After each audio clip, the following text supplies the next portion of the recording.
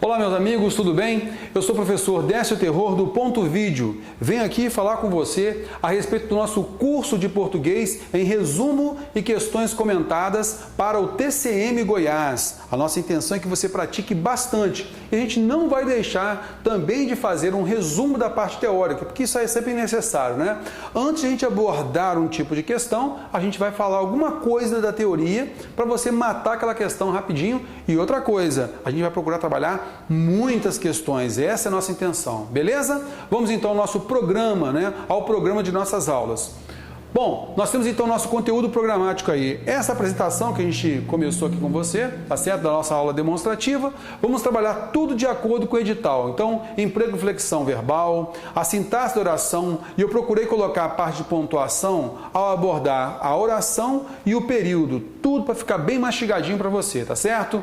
A concordância juntamente com as vozes do verbo, que a banca Fundação Carlos Chagas tem um estilo próprio de cobrança, tá certo? A regência nominal e verbal, eu procurei juntar com a crase, que são os fundamentos, são praticamente os mesmos, tá certo? Além da colocação pronominal. A gente tem uma questão ali que vai mostrar um pouquinho para você por que a gente trabalhar a regência juntamente com a colocação pronominal, ok? Beleza. Aula 6. Aula 6, meu amigo, é o seguinte, flexão nominal. Pouco cai na prova da Fundação Carlos Chagas, a gente tem que fazer um cata-cata para encontrar a flexão nominal, além dos pronomes, emprego e forma de tratamento, também é de cair bem pouco, tá certo? Tem que fazer um cata-cata mesmo, é cata-milho mesmo, tá certo? E a aula 7, ortografia oficial, acentuação gráfica, são outros temas também que a gente sabe que a Fundação Carlos Chagas explora pouco. Onde ela vai explorar isso? Ela vai explorar na redação, confronto e reconhecimento de frases corretas e incorretas. Então ela vai reproduzir uma frase, às vezes com um errinho na acentuação gráfica ou com um errinho na ortografia oficial, mas também pode colocar erro na regência nominal ou verbal, na concordância nominal ou verbal, na pontuação, que eles adoram cobrar, tá certo? É isso que a gente tem que ficar ligado. Além da interpretação de texto, a intelecção de texto, melhor dizendo, tá certo? A gente vai trabalhar bastante a interpretação também. Por quê? Basicamente, vamos supor lá que nós tenhamos 10 questões, que a previsão é de ter de 10 a 15 questões, tá? Normalmente, para intelecção de texto, vão colocar 2 propriamente de intelecção, tá certo? Seguida, mesmo não havendo aqui na nossa estrutura do conteúdo programático, que acontece na banca Fundação Carlos Chagas, ela seguida da terceira questão, normalmente alguma coisa sobre semântica, sinônimo, resgata uma palavrinha do texto e pede o seu sentido. A gente vai trabalhar isso daí com bastante calma, justamente na intelecção de texto, tá certo? Beleza, eu selecionei aqui algumas coisas importantes do edital. Vamos lá? Primeira coisa importante aí, né? Nós começamos então o período de inscrição do dia 24 de novembro a 22 de dezembro. Fica ligado nisso daí, que é horário de Brasília, hein? As provas são aplicadas na cidade de Goiânia. A ideia, né? A previsão é essa, estão previstas para a prova objetiva no dia 1º de fevereiro de 2015, tá certo? Fica ligado nisso daí. E um detalhe, a prova discursiva, eu e a professora Júnia Andrade, a gente também trabalha a prova discursiva, só que já é no campo do PDF. Você vai observar lá no ícone do site do Ponto dos Concursos, temos lá o ícone de PDF, discursivos. Então eu e a professora Júnia Andrade, a gente trabalha também a parte do gênero textual, como é que você vai explorar no texto, as formas como a banca Fundação Carlos Chagas admite ou não a exploração do tema específico, tá certo? E veja só, você já tem um largo tempo aí, 2 meses entre a prova objetiva e a prova discursiva. Mas não pense que apenas 2 meses, né, é o bastante para você treinar a discursiva, tá certo? Então é importante você também analisar isso com calma, já vai trabalhando a discursiva, porque eu sei que você já está estudando bastante para essa prova objetiva, tá legal? Ok, vamos à frente então, vamos analisar mais algumas coisas. Veja só, as inscrições são realizadas exclusivamente via internet, né? E aí o período para você. E agora o que mais importa para a gente é isso daqui, ó. A prova objetiva, que será realizada no dia 1º de fevereiro, nós temos aí os conhecimentos gerais. São 30 questões, né? 30 questões. A gente considera, né, já que o conhecimento geral ele vai abordar quais matérias? Língua portuguesa, auditoria governamental e controle externo, 3 matérias, a gente julga que vai ficar em torno de 10 questões para a língua portuguesa. Como já tem acontecido, de 10 a 15 é a previsão, tá certo? Então já anote aí que a parte de interpretação de texto, duas questões certas. Uma com a parte de semântica e o restante está na parte gramatical, concordância, regência, também a parte de confronto de frases que eles adoram, como a gente colocou anteriormente lá. Tudo isso trabalhado com afinco, pode ter certeza, beleza? Ok, então veja só. Você terá 70 questões para trabalhar em 4 horas e 30 minutos. Então, a gente fazendo uma continha aí, 70 questões em 270 minutos, 3 minutos e meio por questão. Para você ter 245 minutos, você reserva ali pelo menos 15 minutinhos para marcar cartão de resposta, né? Os 15 minutinhos finais, e ainda vai sobrar aí 10 minutos para você dar uma analisada na prova, verificar se está tudo certinho mesmo, com tranquilidade, beleza? A gente vai procurar sempre treinar a questão de tempo também. Então, eu peço a você isso daí e a todo momento eu vou te lembrar isso. Vamos procurar, ao realizar as questões, nós colocamos o slide lá, primeiro você resolve as questões. Tá certo? Marcando o tempo, quanto tempo eu gastei para aquilo ali. E logo em seguida, quando eu for começar a realizar as questões contigo, eu vou trabalhar da forma didática e mostrar, sempre que possível, os pulos do gato. Qual é a intenção da banca ao colocar a letra A, né? A letra C, para poder ter, de repente, uma pegadinha ali e você já tomar cuidado com essas pegadinhas, tá certo? É essa a nossa intenção para que você não perca tempo com a língua portuguesa, meu amigo. Você tem que perder tempo mesmo, mas não vai perder tempo, né? Você tem que dedicar bastante com a sua parte específica. Deixa a língua portuguesa para o nosso trabalho aqui com o Ponto Vídeo, você tem certeza que você vai se dar bem na prova. Tudo o que for importante para a sua prova, você realmente tirar a nota máxima nela, estará aqui no Ponto Vídeo. Então, agora o restante, meu amigo, vá se dedicar e muito na parte específica. Você tem que ir lá, peso 2 na parte específica, não pode dar mole. Tranquilidade? Vamos lá então? Para você ter uma noção, né, de como é cobrado a língua portuguesa, eu selecionei aqui algumas questões. Vamos lá? Vamos analisar aqui o seguinte, a gente vai ter na nossa aula de sintaxe da oração e pontuação, a gente vai saber o que é a transitividade verbal, a gente vai saber o que é o sujeito, objeto direto, nada daquela ladainha que se faz no ensino fundamental, no ensino médio, nada disso, tá certo? Tudo é otimizado para o seu concurso, essa é a nossa intenção.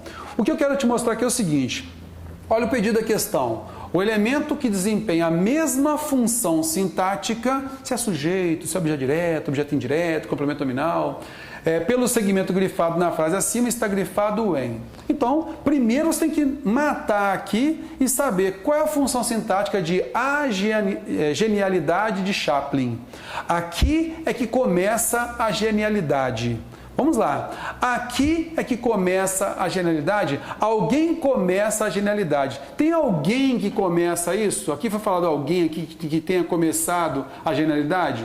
Não, concorda comigo? Então esse verbo não é transitivo direto, esse verbo ele é intransitivo. Se quer mostrar aí o seguinte, que a genialidade, ela começa. Então, se eu colocasse no plural, as genialidades começam. Então, note que eu tenho um verbo intransitivo que deve concordar com a genialidade de Chaplin, que é o seu sujeito. Encontrei o sujeito, ok? Beleza, se eu encontrei o sujeito, agora a gente tem que encontrar o sujeito também nas alternativas. Vamos lá? Chaplin, certa vez, adjunto adverbial de tempo. Veremos isso na aula de sintaxe da oração. Letra B. Chaplin é o sujeito, eliminou quem? A variante. Eliminou é verbo transitivo direto, a variante é objeto direto. Tudo isso daí, verbo transitivo direto, objeto direto, será visto na aula de sintaxe da oração, beleza? Letra C. O artista procedeu. Olha só. O artista procedeu por uma sucessão de tentativas erradas. O artista procedeu, os artistas procederam. Note que procedeu concorda com o artista, que é o seu sujeito, não é? A letra C é a correta. beleza? Também é sujeito. Olha só a letra D. O tipo de Carlito é uma dessas criações que, salvo idiosincrasias muito raras, interessam e agradam a toda a gente. Veremos na nossa aula de regência que o verbo agradar aqui nesse contexto é transitivo indireto e ele é seguido do seu objeto indireto, que é a toda a gente, beleza? E não é a mesma função sintática de a genialidade. Letra E. Carlito é popular. Nós veremos também nessa aula que Carlito é o nosso sujeito.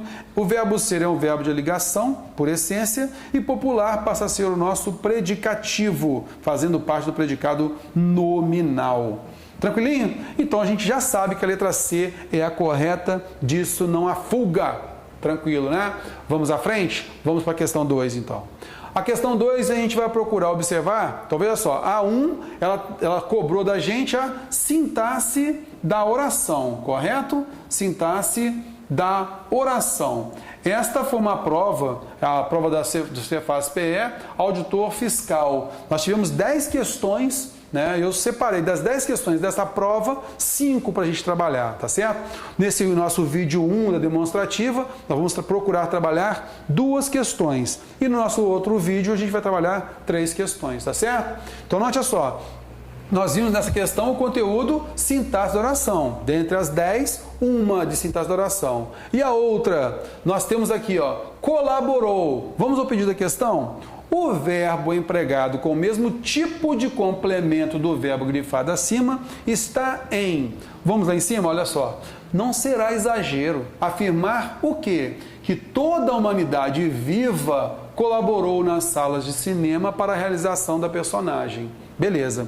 Terror, agora eu não sei, rapaz, como é que é esse verbo? Qual a transitividade desse verbo aí? Esse verbo é intransitivo ou esse verbo é transitivo indireto, hein? Aí eu fico na dúvida, eu nunca sei.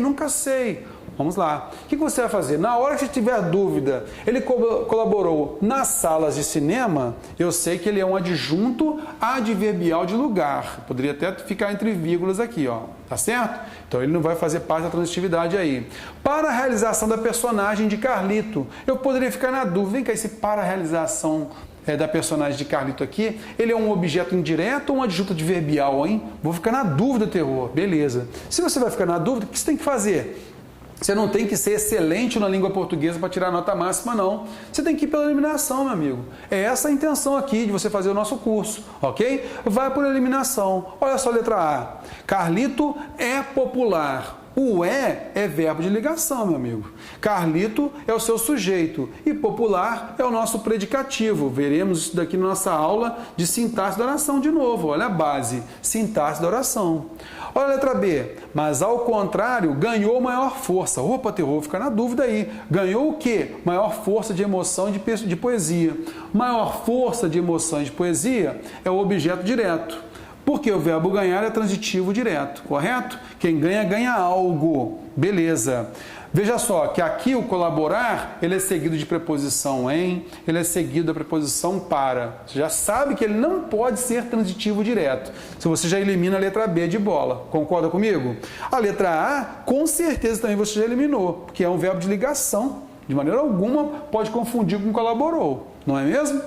Ok, continuando. Letra C. Ela destruía a unidade física do tipo. Quem destrói, destrói o quê? A unidade física do tipo. Da mesma forma que o de cima, da letra B de bola, nós temos destruía, da letra C, como transitivo direto e a unidade objeto direto, né? Letra D.